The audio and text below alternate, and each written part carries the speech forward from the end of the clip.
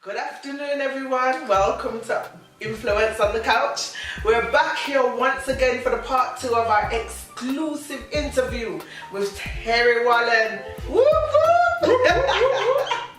Pleasure again. Great to have you back. Yeah, it's nice. It's Yeah. nice. It's some money I spend in different colour coach and all this. All right. We all have pictures and flowers. New set, I tell you. Production and kicking. Yeah, man. We don't joke though.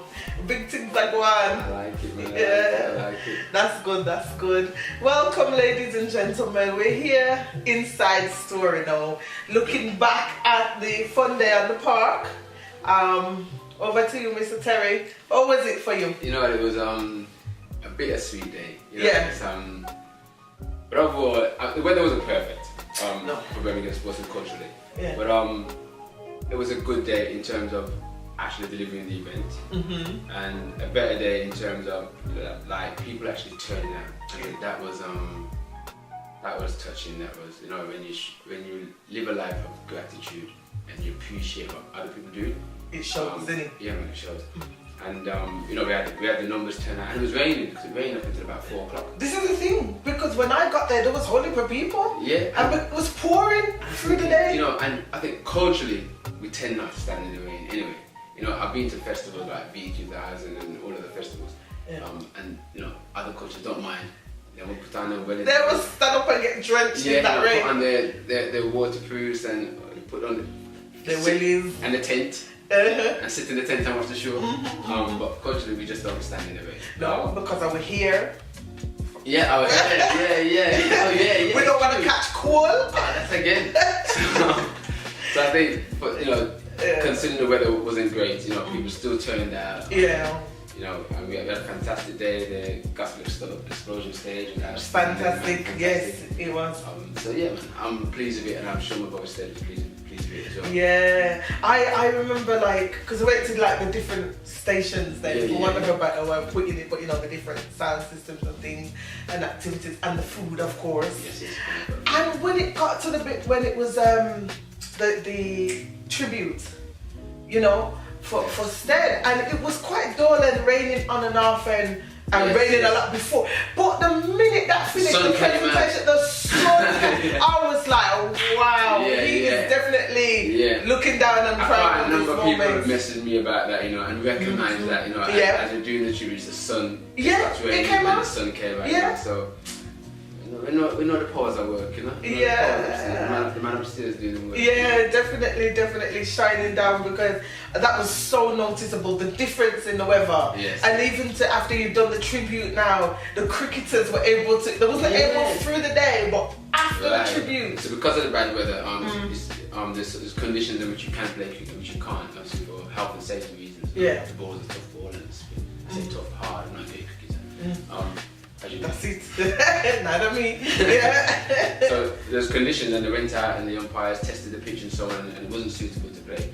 So the game that the Sted Wallen Select 11 versus the London team, anyway, I can't remember in the Caribbean or something. Yeah, we just call them London. The London man. The London Korea. So that game against London man couldn't go ahead as a planned in terms of the amount of overs. But the sun came out, it dried for a bit, and then the guy decided, and even that was so sweet. Yeah. Because actually, I'll tell you something, before the guys, even when it was agreed officially that the game could not play, can you believe, I saw how good the guy says, even though the games can't play, every single one of us are still changing into our kids. Oh, wow. And they all, you know, this is for Sted. In honour for him, they all put on their kits, and it just so happens that the sun come back out, and they managed to do a small exhibition, and I think like a 10 overs game, a shorter game. But they still did it. But you know, even the fact that they said, no, everyone here, even us in London, we're going to put on our cricket gear. You know, we couldn't play because of the bad weather.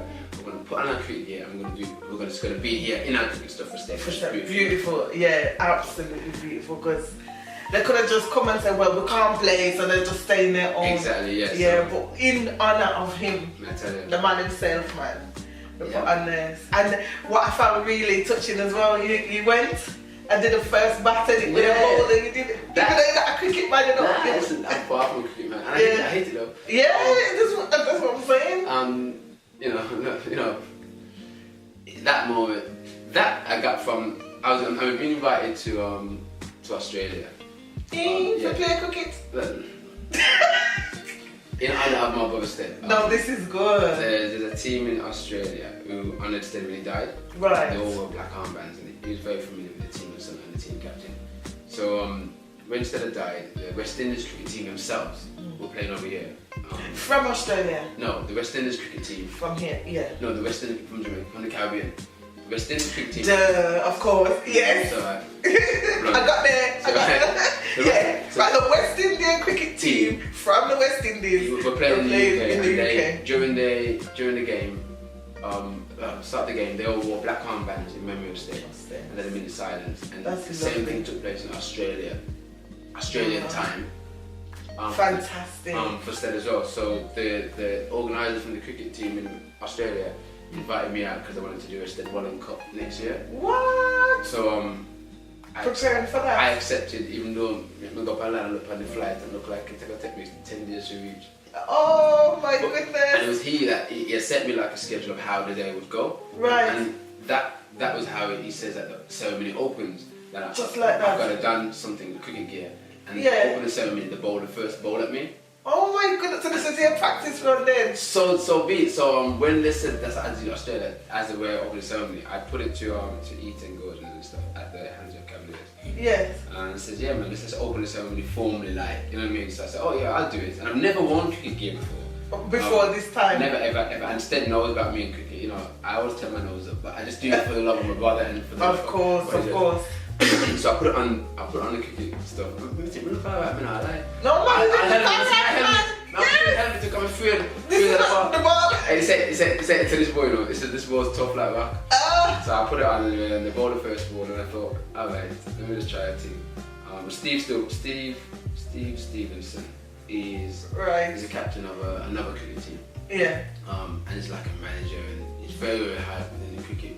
So he knows his stuff. So he came. Yes. He came and he bowled the first ball.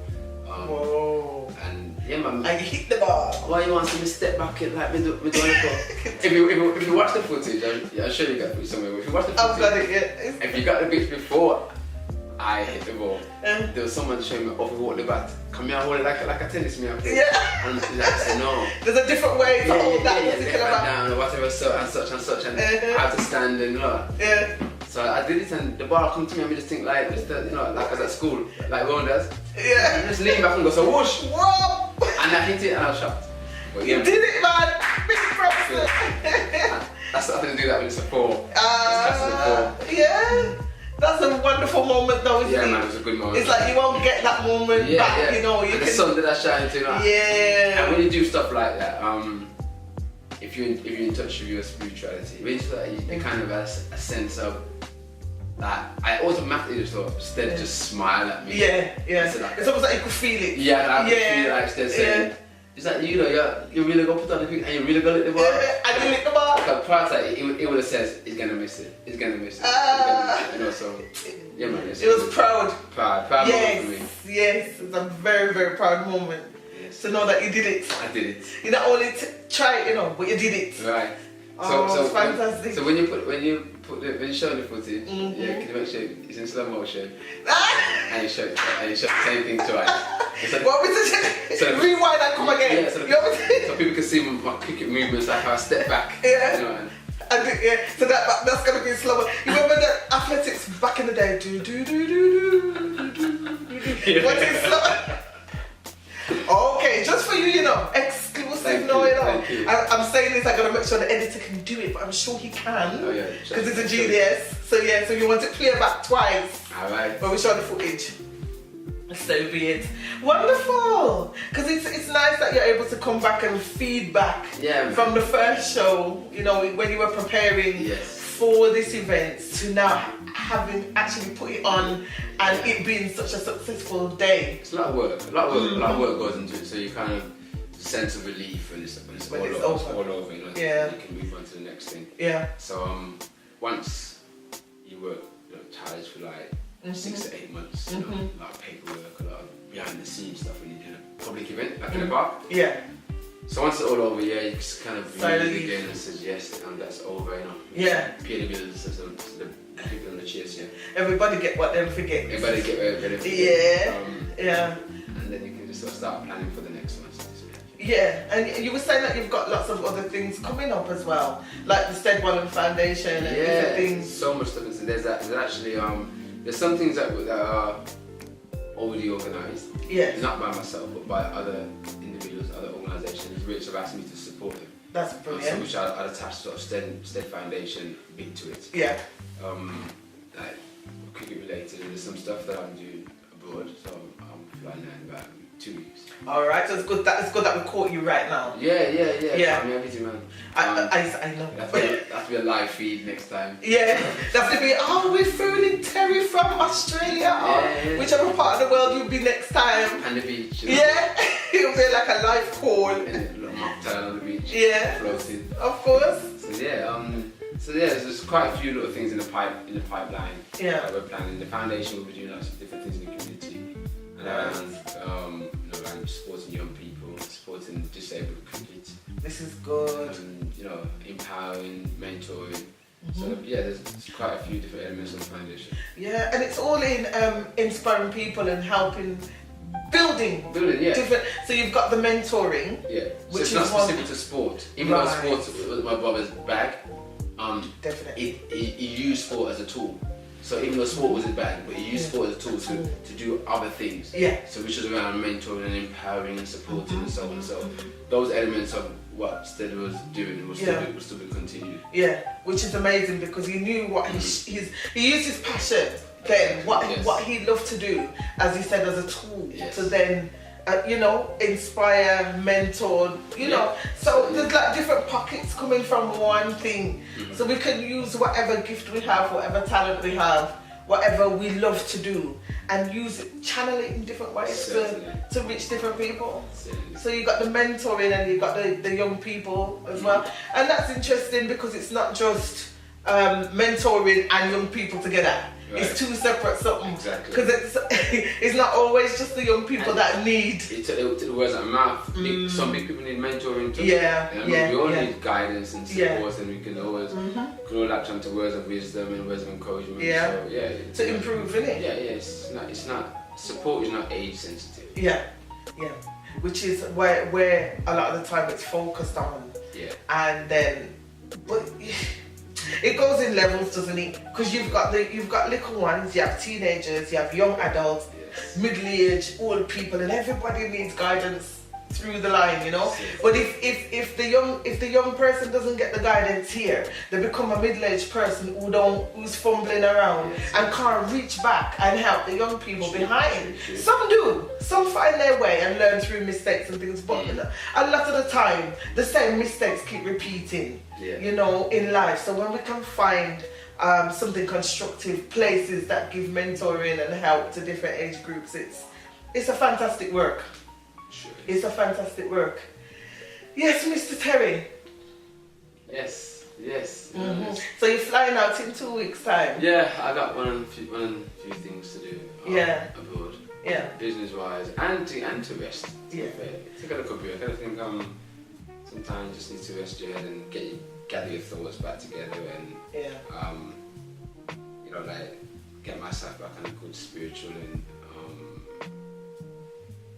meditation level, So I find I can do that abroad much easier than I can do here. Because I'm constantly busy here and working here and doing things here. So I try to make my holidays, though they're slightly mixed. I worked for years and years and did a lot of work abroad. Right. So I'll still be doing some of my charity work and my sort of my missionary type work. Right. Abroad. And that's that's spiritually leveling for me as well when I do that kind of work. Okay. But it also gives me a chance to also relax. Yes. And not do much other than think and get my thoughts and read a bit, read a bit.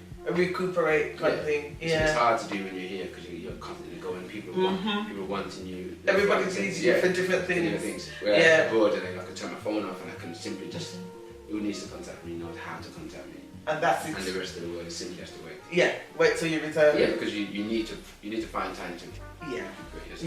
And a lot of the time that's what we become busy. We're needed here, we're needed there. We don't refresh. Yeah. And then a lot of people burn out or end up having breakdowns and things, and it's harder to come back from. Yeah, because that's like life itself sucks a lot of energy out of you. Yeah. You know, so you have to treat your body like, you know, you have to treat your body as important as you need fuel in the car to make it run.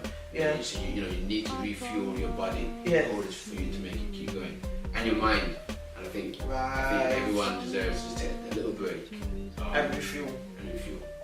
Yeah, yeah. And that's surely taking Very important. Very important. We all need it. Yes. And it's important to know when you need it. So yeah, it's very important to know when you need it as well. Yeah. Like, and so it's like, even at times, you don't, like, we may schedule it, but at times, there's sort of twofold to this. You can know when you need it, or take it before you feel like you might need it. Come on now. You know, so like, you might know, okay, every 6 weeks I go abroad on my 6 weeks holiday, so I kind of plan my 6 week holiday. Yeah. But also, you could, at some stage in your life, you can say, I'm not waiting for my 6 week holiday. I'm gonna go before. I'm gonna go before. Yeah. You know what I mean? So you also have to know. You might know when before. Yeah. And know when to do. Don't wait till it gets to that point. Yeah, because maybe you get to that point and you're at something else happens at that point. Yeah. So you're at a different level of sadness or tiredness. Yeah. Which means your recuperation level is. So if you, as an example, if you think my 6 weeks holiday, I'm going to recuperate this amount of recuperation. Yes. And so you continue your life up to here and think I'm going to continue this, but just before you get to here, something crazy happens. So really, you need this amount of recuperation. But you've already prepared for that amount. Prepared for that amount. You've only prepared for that amount, but what you really need is this amount. So sometimes just take that break when you feel it all before. Yeah, I know a couple, and they work for social services, and every time there's like school holidays, they'd go away. Yeah. And back in the day, we used to laugh after them. We said, "What do them so? I go here every minute. They go here so." You know what I mean? And there's nothing. Sometimes we just don't understand, or because it's a bit out of the norm, we will mock or we will find it funny. But just live a little. Live a little, and you will understand. Say, boy, I understand fully why they do it. Yeah, because you need to get away and recuperate and refresh as much as possible. And be in tune, like spiritual enlightenment, man. It's be in tune. You know what I mean? Like, it's hard to explain, but just get to the point where you are in tune with your mind, in tune with your body, in tune and who you are, your well-being, yourself, your well-being, and your thinking, be in tune. Just like, be in tune. Knowing where you're at, innit? Yeah. So like, I think we're in a life where everything is fast-paced. So we have to do everything. Everything's quick. We're not doing things as we used to. We're not like this. Where it used to be like a rigid. But that's so before when we take the time out to prepare the table or cook, and we put the bowl of rice in the middle, the bowl of chicken in the middle, and we sit around and now everybody cook food in the microwave, soup and gone. And then trying to multitask, eating dinner, get on your phone. So everything's so fast, and no stopping. There's no stopping. So finding that time to just to bring it down and just slow down, bring it down a bit, and gather your thoughts and your mind. And it certainly helps, because I do a lot of this now. Just coming down. Just calm down. Just being mindful of what's going on within yourself. Like a lot of people have said to me, in a nice way, like you've changed, like you've changed, like I've changed, and I genuinely know I've changed. You've changed. Because and now I've always been a hyper anyway. Yeah. And I love the hype. Yeah. I love the energy. Yeah. But I'm more in tune now. With just relaxing a bit more. Yeah. And gathering my thoughts more, thinking more, and not being driven by some things that I was driven by prior.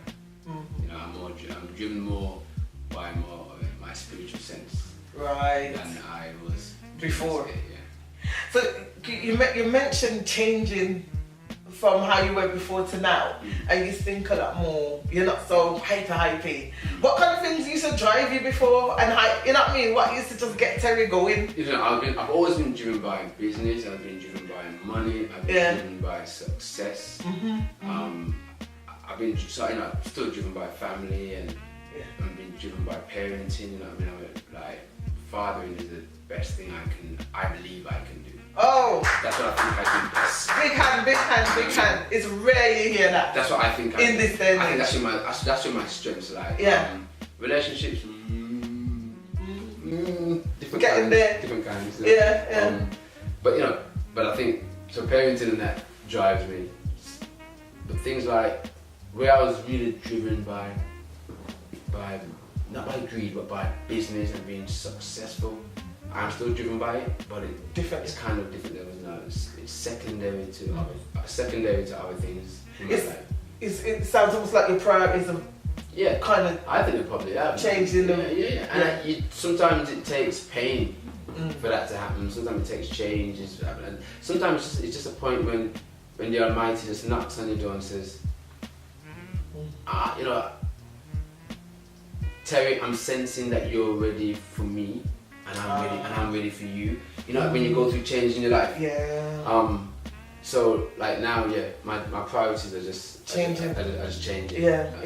I still got priorities. Yeah. But it's just changed. It's still there. Different way around. Yeah. Different orders. Yeah. You know what I mean? So what probably would have been first before comes second and third. And where I would,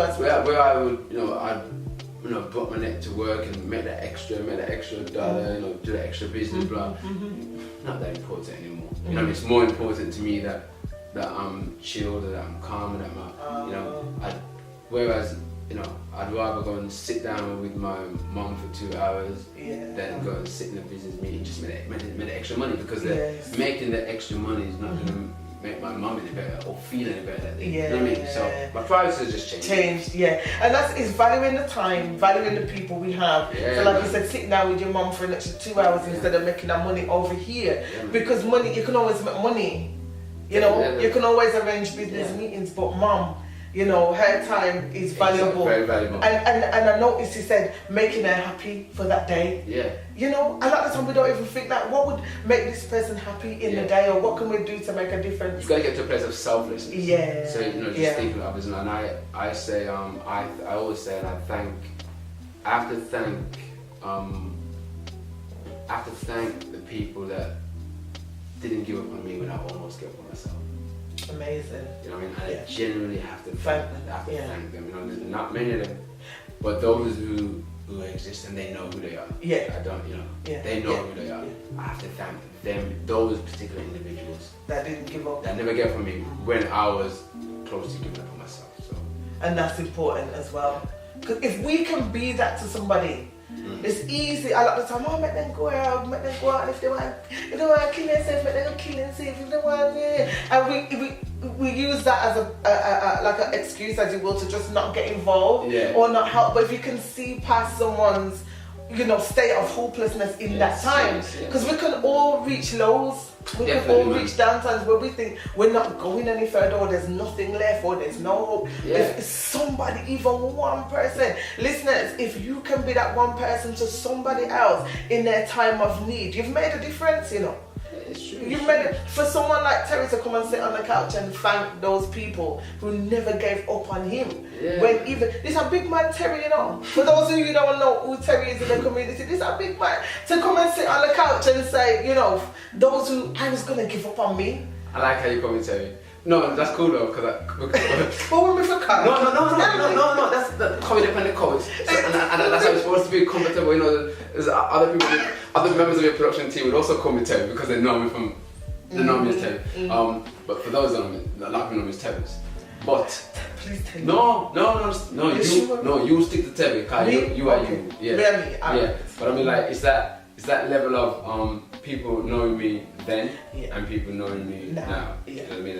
And there is a big difference. A big difference. There's been a big difference in the last 12 months. I mean, I'm at a stage now where I'm generally reintroducing myself to people. As Terence. It's Terence or Terry. It depends. But I'm reintroducing myself as the person, not so much as the title or the name. The person. But I'm reintroducing myself as a person. So you can call me Terry, Terence, Ted. Whenever the business. But it's the person. But a person. So I'm reintroducing myself to people because I am a different person than I am. And it's good that, you know, you're making that clear so that everyone will know who they're dealing with. Yeah. On different levels. Yeah, man. Yeah. So when people speak to me now, and they'll sense and see different changes, you know what I mean? Mm-hmm. And it's a positive thing. Definitely. Moving forward. I tell you, because I'm telling you, vulnerability opens you up, man. Yeah. It does, man, it does. In ways that you wouldn't believe. Would not believe, you know? Yeah. And self-reflection, you know, self-reflection, it's good when you can, you know, that's why I have to be grateful for shows like this, that gives me the chance to come out and speak, and hopefully I can reach out to any one person out there, be it young or male or female, who can relate to what it is I'm saying. You know, we even they haven't gone into really deep, they can understand because I've been to because you've been there. There's something about vulnerability when you've been there any at all. Exactly. You can relate because and being open about it though. Yeah.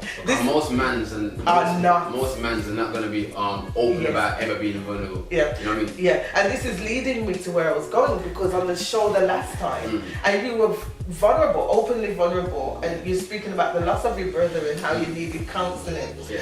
And you're telling, you know, the listeners, don't suffer in silence.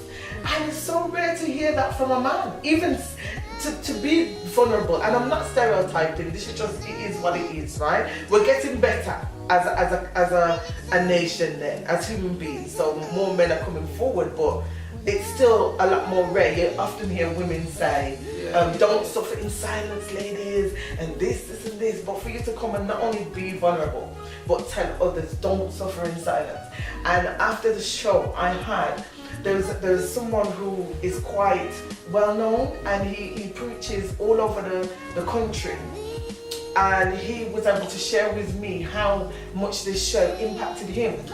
Yeah, he actually phoned me and shared with me how much it impacted him. And he was going through something similar to yourself. But he felt like he couldn't talk about it yet. Right. But just by listening to the show, he was able to pick up the phone. And that is just, you know, within a few weeks, that's the impact it's had. And that's somebody who's actually phoned. Imagine those who they don't have my number, or they can't tell me, but they're impacted. I got a text from someone else, and his father is a pastor, and he was thanking me for the show as well. Right. Again, probably feeling that he can't talk because of who his dad is, because who he's perceived to be. But yet he needed to hear. You know, there's so many men perception, out there. Man. Perception will make you feel like you can't necessarily be yourself. Because people's perception of you is, he's fine, he's got it sorted, he's alright, he's stable emotionally, he's stable financially, he's got it all sorted, he's alright, we see him every day and he's smart. But behind my smile is a lot of pain, you know what I mean? But at the same time, you smile because you don't want, not because you don't want to know you're in pain, but you smile because you want to bring warmth to others. That's it. That's it. So I think when you are, and we all can possibly be vulnerable at any stage in our life. For different reasons, isn't it? A number of different reasons. Yeah. But you just don't have to suffer in silence. As men, or I don't know, it's similar to yourself, we're not stereotyping, but men, I don't think men open up emotionally as much as women do. No. So man, be yourself. If you know, get that help if you need the help. Find somebody to talk to. Certainly. If it's whether the counsellor or a therapist or a friend, a family member, somebody that you know will listen. Yeah. And just don't be afraid. Definitely not. Yeah, man. I'm 100% behind men getting support when they need it. Yeah. And it's not being like, we have to drop the hyper masculinity. Yeah. You know, I think it's embedded, it seems to be embedded in our culture. A lot of big man will say, big man not cry. Men cry too. Alright. I think so. It's a song. And also, your friend Bujo, you sing said. Who said that big man don't cry? Alright. Would you find it in your heart to give me one more black? I do the situation. If we did have a tear over, just pull off. But he himself, back then, Who said big man don't cry? Who said big man don't cry? Well, I'll have to cry sometimes. You get the release, but after where you can get up back and be stronger for it, and know that yes, this is me, this is where I am. There's a lot of strength in admitting where you are, you know. Yeah, man. Yeah, it's good. It's good to have you on the show and to be open about where you are, where you're at, where you're doing, Thank you. how it impacts you, Yeah, how it can help others. You know, there's nothing like somebody helping somebody else who's been through it. Yeah. It comes from a different angle, you know. Yeah, because you know, I've experienced it. You know, they say, "He who feels it knows it." Yes. Yeah, man. And there's another saying that says, I may not get it totally correct word for word. Yeah, it don't matter. But it's but I'm gonna go look it up. It says something like, sometimes people leave us at times in our life to teach us things they never could have taught us if they were here. Wow. And I believe Sted's passing or leaving of us. Yeah. In the physical sense. Yeah. Yeah. At that time, in passing has now taught me things that he would have never have taught me If he had still been. if he had still remained physically. Yeah. Because spiritually is still there, but physically Yeah. he would have never been able to do it. So, and yeah, I'm not sure the exact words, but Yeah, we understand the gist of it. Man, Yeah, it's almost like he took it as far as he could. Yeah. But it doesn't mean that the learning stops. The learning It doesn't mean that the journey finished. It will just me take it to this part. Still like. And the rest all up to, you listen, know. listen, Sted is still very much alive in my. Very much. He's very much alive in my life. Just physically he's not here, but he's very much alive. And I mean, doing the event and doing all the other things. You know, I find people even start saying that I'm starting to sound like him. Someone said to me, I heard it quite a few times now, saying like I'm starting to sound like him. Like when I say certain things or do certain things, you sound like your brother, you sound like your brother. So Sted's very much alive. Very much alive, still in my life. And he lives on. Lives on. Yeah. And still doing stuff through me. Yeah. You know what I mean? Yeah. And some of the things I'm doing, it's definitely him. Definitely him. Yeah. Something you wouldn't do. You wouldn't do it. I would do, but I found myself doing it, so I know, and we know that it's not necessarily my own strength. You know what I mean? I found myself doing it, so it's certainly him still doing what he's doing now. Still keep me working, still keep me active, keep me busy. I mean, definitely, still keeping on your toes, making sure teeth are right. I tell you, that man don't change that talk. Yeah. Oh, it's fantastic. It's fantastic to have you here. Fantastic to hear where you're at now, your plans of moving forward. See your smile. It's nice being here, man. It's nice. Yeah. I also comfortable. It's my second time on the show, so man. I feel comfortable on the coach, you know. Man. I love it. Love it, man. Definitely right here, right now. if I can be of any sense of influence to anyone, then my job's done. Definitely. And I'm sure many are being impacted, you know, because there's lots of people who are not necessarily at the place where they can talk yet. Yeah. The big man them out there who are not maybe at the place where you can talk yet, but just being inspired and encouraged by what you're saying will help to get them there. Get over and overcome. One love. So to all of you out there, thank you for listening. I hope you were inspired, encouraged, blessed, strengthened and empowered. Don't forget to like, share and subscribe to my show, Influence on the Couch. One love. Thank you.